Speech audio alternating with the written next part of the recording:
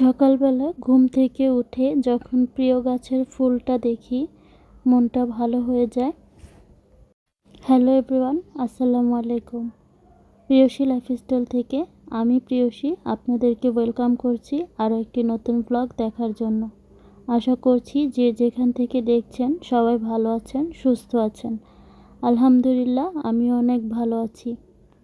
এই তো এরপরে সকালবেলার নাস্তা করলাম মা ছেলে। তো এই যে আমার ছেলের সামনে ভাজি দিয়েছি, হালুয়া দিয়েছি, সে এগুলোর কোনোটাই খায় না, শুধুমাত্র ডিম দিয়েই সে নাস্তা খায়। মাত্র তার পছন্দের খাবারই হচ্ছে ডিম, এছাড়া কোনো কিছুই তাকে খাওয়ানো যায় না। আর একসাথে যখন খেতে বসি তখন সে আমাকে হাজারটা প্রশ্ন করে।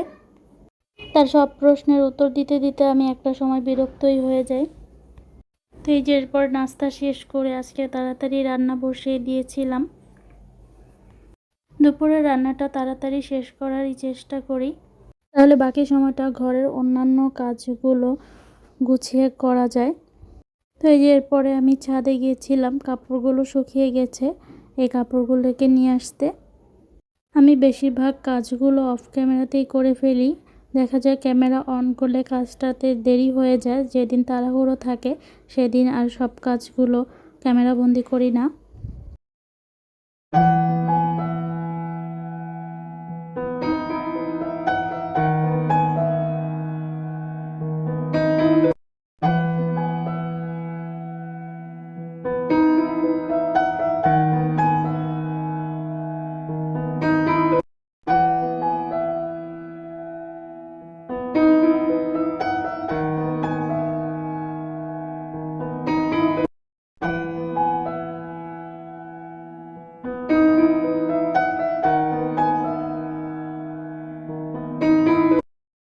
তো এই যে এরপরে এটা হচ্ছে সন্ধেবেলা, অনেক ক্ষুধা লেগেছিল, তাই তাড়াতাড়ি কিছু একটা বানানোর প্ল্যান করেছিলাম।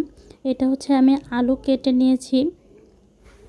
আলুটাকে এইভাবে ম্যাশিংয়ে কেটে তার মধ্যে আমি মরিচের গুঁড়া আর লবণ মেখে নিয়েছি। ফ্রেঞ্চ ফ্রাইয়ের মতোই কিছুটা।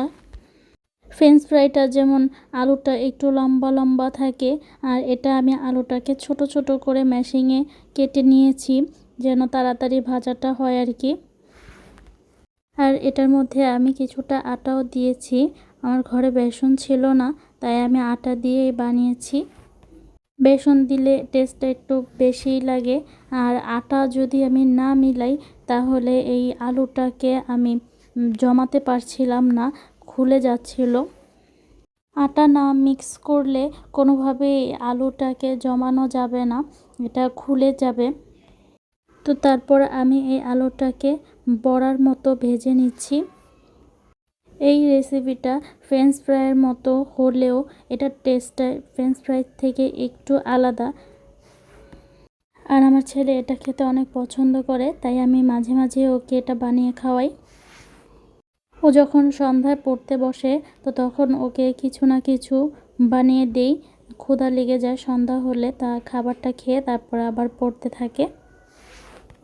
তো আপনাদের কাছে আমার একটা ছোট্ট রিকোয়েস্ট, দেখতে দেখতে যদি ভিডিওর কোনো অংশ একটু হলেও ভালো লেগে যায় তাহলে প্লিজ একটি লাইক দিয়ে ভিডিওটি কন্টিনিউ করবেন আর সাবস্ক্রাইব করে চ্যানেলটির পাশে থেকে যাবেন। তো আমি এটাতে তেল দিয়ে রেখে গিয়েছি, এসে দেখি আলু তেলগুলো টেনে নিয়েছে। এরপর আবার এটাতে তেল দিলাম। এইসব ভাজতে গেলে অনেক তেল লাগে, আর এই তেলগুলো আমাদের স্বাস্থ্যের জন্য ক্ষতিকর। আমার তো প্রচুর পরিমাণে গ্যাস্ট্রিকের সমস্যা, খেলে প্রচুর গ্যাস্ট্রিকের প্রবলেম হয়, তো আমি একটা কি দুইটার বেশি খাই না। তো আমার ছেলে পছন্দ করে বলে ওর জন্য একটু বানানো হয়, না হলে আমি এগুলো বানিয়ে খেতামই না। তেল জাতীয় জিনিস যতই অ্যাভয়েড করতে পারি ততই স্বাস্থ্যের জন্য ভালো। তো আজকের ভিডিওটি এ পর্যন্তই, দেখা হবে আবার নেক্সট ব্লগে। সবাই ভালো থাকবেন, সুস্থ থাকবেন, আল্লাহ হাফেজ।